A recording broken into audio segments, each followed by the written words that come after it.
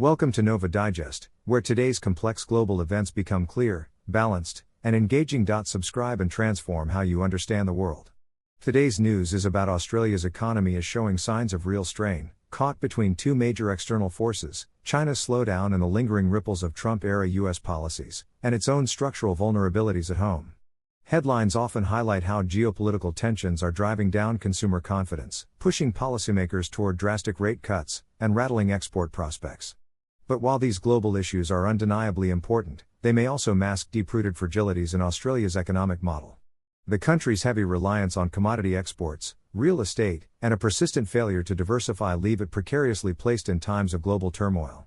This article takes a closer look at the confluence of events and the domestic realities behind the headlines, asking whether Australia's woes can truly be laid at the feet of Washington and Beijing, or if homegrown policy missteps deserve greater scrutiny.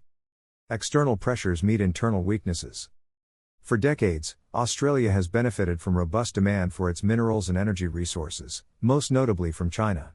This comfortable export-based growth has sometimes overshadowed concerns about diversification. Now, with China's economy showing signs of slowdown, reflected in softer demand for Australian commodities, some believe the country's growth engine is running on fumes.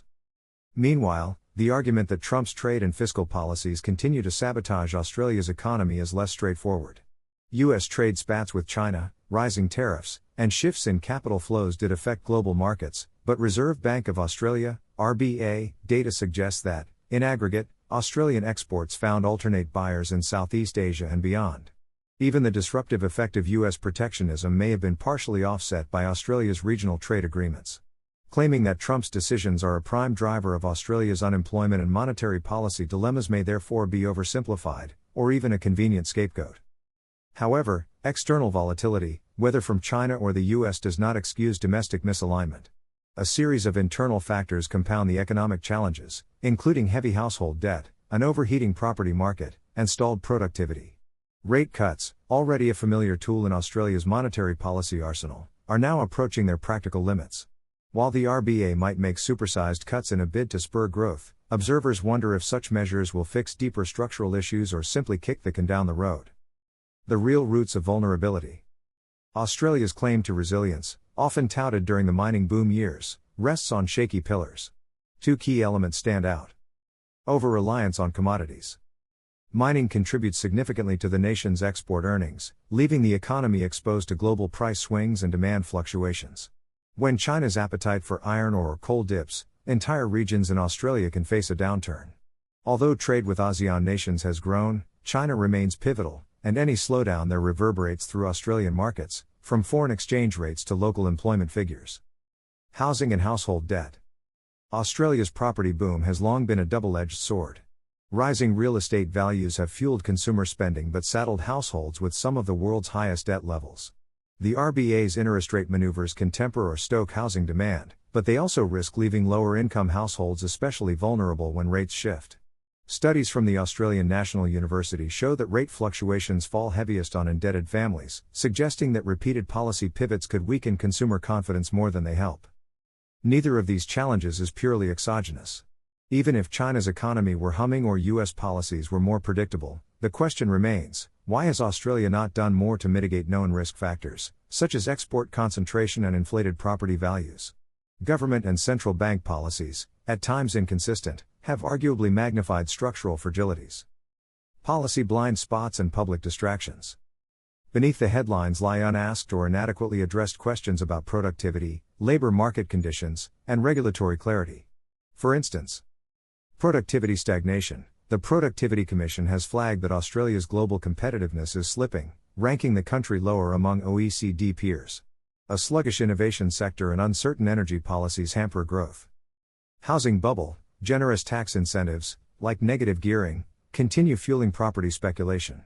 This diverts capital from potentially more productive ventures in technology, manufacturing, or services. Regulatory instability. Businesses cite inconsistent policies, especially around climate, energy, and labor reforms, as more significant hurdles than global trade tensions. Changing rules erode investor confidence, making it tougher for small and medium-sized enterprises to plan long-term. Blaming external shocks can obscure the urgent need for structural reform. By framing every downturn as caused by China or a reverberation of U.S. policy, domestic stakeholders dodge accountability. This narrative appeals to a certain brand of political expediency. It offers quick explanations without demanding significant change from policymakers or calling for deeper introspection within Australia's economic framework. The role of monetary policy and the RBA. With talk of supersized rate cuts, the Reserve Bank of Australia finds itself again in the spotlight. Yet the RBA has already maintained historically low interest rates for years, only to see limited improvements in wage growth and productivity. A new round of drastic cuts might offer short-term relief, helping borrowers manage debt and encouraging some business loans, but risks undermining the currency or igniting another property surge. Moreover, persistent low rates typically reflect an economy struggling to stimulate growth organically. If they fail to spark broader investment or boost consumer confidence, the potential recessionary risks loom larger. The real fear is that monetary policy alone, without complementary reforms in areas like taxation, housing, and infrastructure, is a blunt instrument that may fail to shield Australia from global headwinds or heal its own structural aches. Geopolitical tightrope, US or China? Australia's long-standing security ties with the United States and its ever-expanding economic ties with China often place Canberra in a balancing act. The strategic pivot toward US alliances, evident in defense agreements like AUKUS, can heighten tensions with Beijing. Such diplomatic frictions have, in past years, resulted in retaliatory trade measures from China. On the flip side, an overly accommodating stance toward Beijing could alienate the US and other Western allies. In a global landscape marked by US-China rivalry, Australia risks losing either economic or strategic ground if it miscalculates. Critics argue that an overemphasis on short-term trade gains has overshadowed long-term strategies to diversify partners and reduce dependency on any single economic patron. Charting a more resilient path. None of these issues are insoluble, but they do demand more than finger-pointing at distant superpowers or relying solely on central bank fixes. Potential action steps include trade diversification. While progress has been made with Southeast Asian nations, further efforts to expand into emerging markets, like India or parts of Africa, could buffer Australia against Chinese fluctuations. Reform housing and tax policy. Address tax incentives that fuel property speculation, and channel capital into other sectors through targeted incentives or infrastructure projects. Boost productivity and innovation. Encourage research and development through grants, tax breaks, and stronger university-industry links. A more vibrant tech and manufacturing sector could help reduce commodity dependence. Strengthen multilateral cooperation. Although the headlines suggest a uniquely Australian dilemma, collaboration through G20 or regional economic forums could mitigate some effects of global instability. Coordinated fiscal measures, knowledge sharing on infrastructure, and dispute resolution mechanisms may ease external pressures. Transparent political discourse. Encouraging open debate about Australia's strategic positioning, especially how security alliances intersect with trade policy, could lead to more proactive and less reactionary decisions.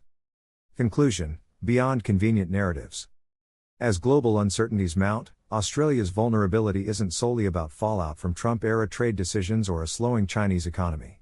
These factors matter, but they operate on a domestic canvas shaped by structural imbalances, policy vacillation, and a property-centric growth model. Rather than defaulting to easy headlines that pin the blame on faraway actors, scrutiny should turn inward. Carefully calibrated reforms, ranging from housing policy overhauls to genuine trade diversification, could help Australia forge a more self-reliant economic future. Ultimately, the country stands at a crossroads. Over-reliance on external drivers and ad hoc monetary moves can only mask vulnerabilities for so long. If Australia aspires to sustained prosperity and stability, it will need to confront the deeper roots of its fragility.